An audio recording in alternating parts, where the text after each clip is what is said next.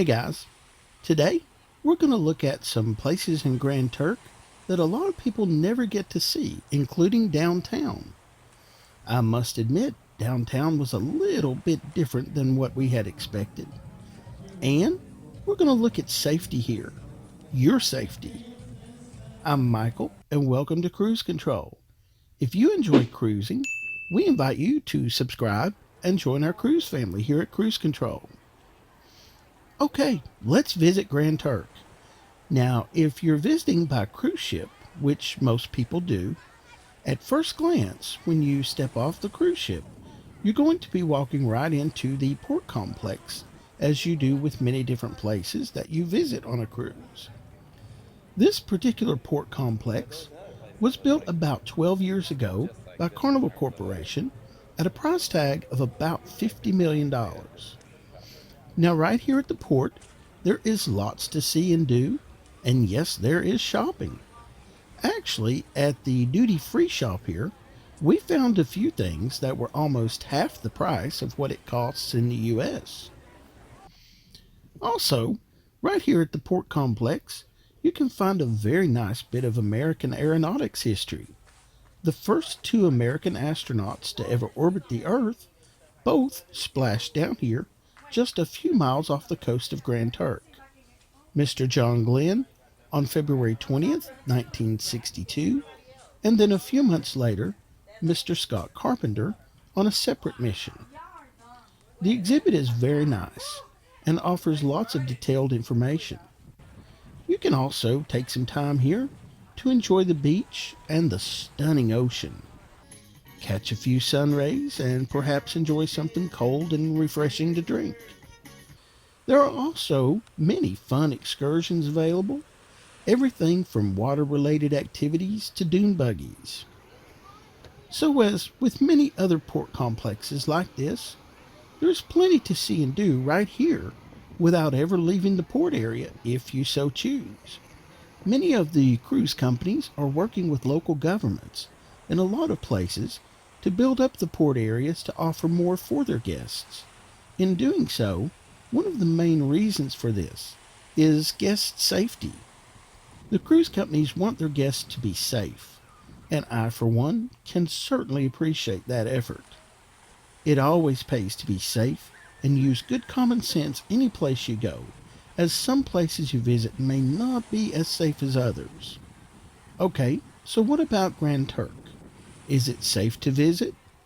Well, actually, Grand Turk is one of the more safe places you can visit. Grand Turk itself has a population of about 5,000 people. The Turks and Caicos Islands are known to have a relatively low crime rate. With this in mind, we decided to venture out away from the port. All right, hey, take us downtown. We want to see what it's all about here.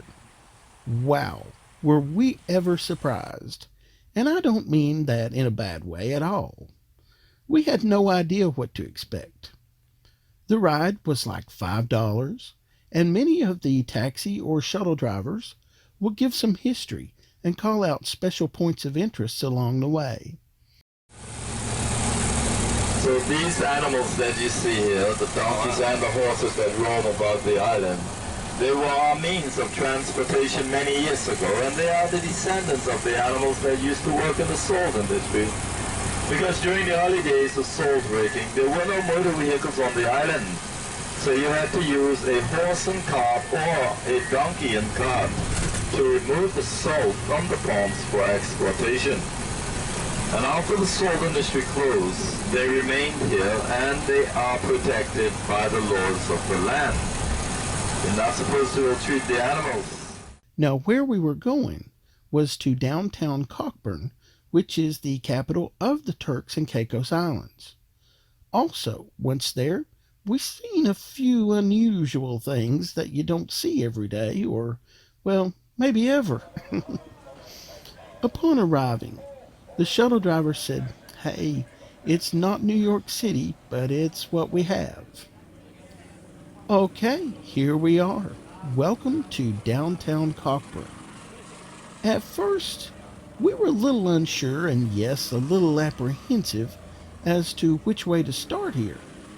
But in a matter of minutes, we began to kind of ease into it and begin to get a feel for the culture and our surroundings. The people were friendly, and we began visiting the different tents and shops set up along the way.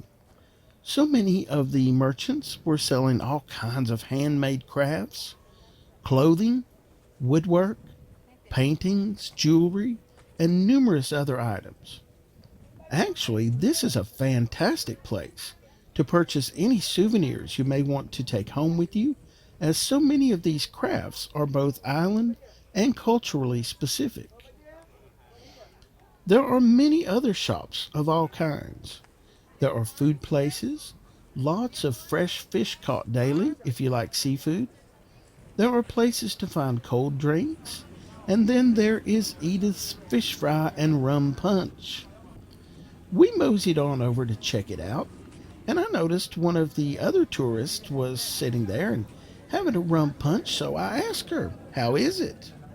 She said it's really good, but it's dangerous. So, of course, we decided to have one. Rum punch is a very popular drink on many of the islands, and hers was really good. As we sat there in the shade for a few minutes, Edith had lots of stories to tell, and I was all ears. I love to learn about other cultures, and Edith has lived there all of her life. Several people were asking questions, and Edith was happy to answer. I would really like to have stayed much longer. We didn't get to try the fish fry, but I will next time. We're already booked to go back next year on the Mardi Gras, and I plan to look Edith up again and see if she will do an interview with me. I think that would be really special, but I guess we'll see. Now, as for things you just don't see every day, well, it kind of started here. There was a man giving horseback rides along the ocean while I was enjoying my rum punch, and in a few minutes the man yelled to me, "Hey, let me get through there, buddy." I wasn't quite sure I understood. The next thing I knew, here came a man on a horse right through Edith's fish fry. Yikes, get out of the way! It was quite funny, actually. Check this out. Buddy,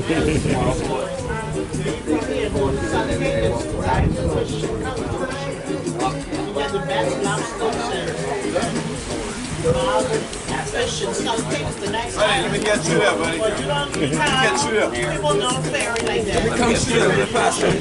Okay. Okay, so we decided to walk around a few more minutes before heading back to port. Here's where we ran into a fellow tourist who had discovered a thirsty puppy dog, so she bought him a bottle of water, and it was kind of sweet, but I do believe that dog was thirsty. Okay, so one last look at the ocean from downtown, and, well, you never know what you might just see that has washed up onto the shore. No words for that one. As we began our ride back to port, immediately I started to reflect back on all that we had just taken in. Those friendly people are happy, they're proud, and they love life. Their culture is very different from my own, and yes, they have their struggles and problems as well, and those too are very different from my own. I was so very thankful to have had the experience of some place so different and so beautiful in its own unique way. And I do believe Grand Turk has some of the most beautiful palm trees that I have ever seen. So yeah, look out, Grand Turk. I love you, and I'll be back. Guys, if you found the information helpful today, how about a thumbs up, and remember to subscribe. We have lots more coming up. You can also follow us on Instagram, Twitter, and Facebook. Again, my name's Michael. Thank you so much for watching, and I will see you next time.